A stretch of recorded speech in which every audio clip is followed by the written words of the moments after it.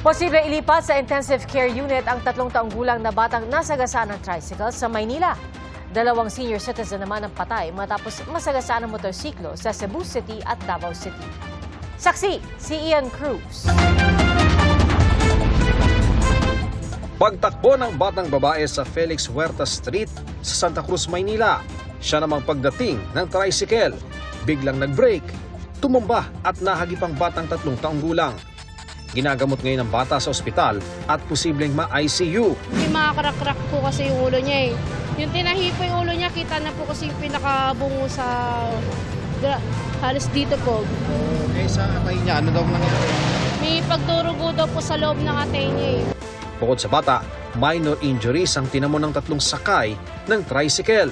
Ang rider ng tricycle makikita pa sa video na napadapa dahil sa panlulumo sa insidente. Ayon sa mga taga-barangay, napagbuhatan din siya ng kamay ng mga bystander. Parating busy at maraming dumaraan na sasakyan ito sa kahabaan ng Felix Huerta Street dito sa Santa Cruz, Maynila. Kaya naman umiisip daw ngayon ang pamamaraan ng mga taga-barangay para hindi na maulit ang aksidente. Siguro po mas maganda po yung pag-usapan namin sa hams po. Para merong menor po kung ano man sasakyan po yung dadaan doon.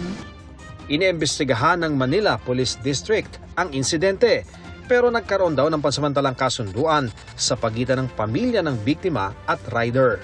Kung sakali naman na hindi tutupad itong driver ng tricycle na ito, may pag-aarap siya ng kaukulang reklamo dito sa tanggapan ng Tagausig sa lungsod ng Maynila. Sa ngayon, hindi na raw makontakt ng nanay ng biktima ang rider. Kung sakali mo po hindi nila matupad, yung mga pinangako nila sa akin, ora mismo po ipakukulong ko siya.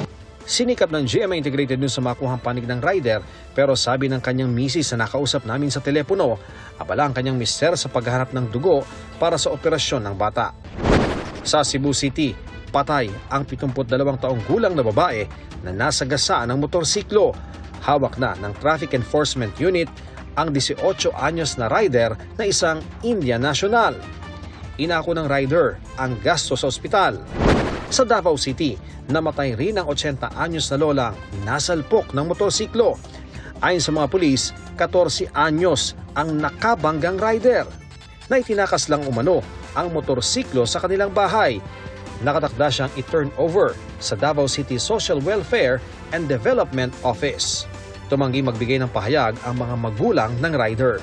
Sa Santa Barbara, Pangasinan, AUV at motorsiklo naman ang nagsalpukan. Ayon sa mga otoridad, tinatahak ng AUV ang highway nang biglang mag-U-turn ng motorsiklo. Patay ang rider. Nakatakdang mag-usap ang driver ng AUV at pamilya ng biktima. Para sa GMA Integrated News, Ian Cruz ang inyong saksi. Mga kapuso, maging una sa saksi. Mag-subscribe sa GMA Integrated News sa YouTube para sa iba't ibang balita.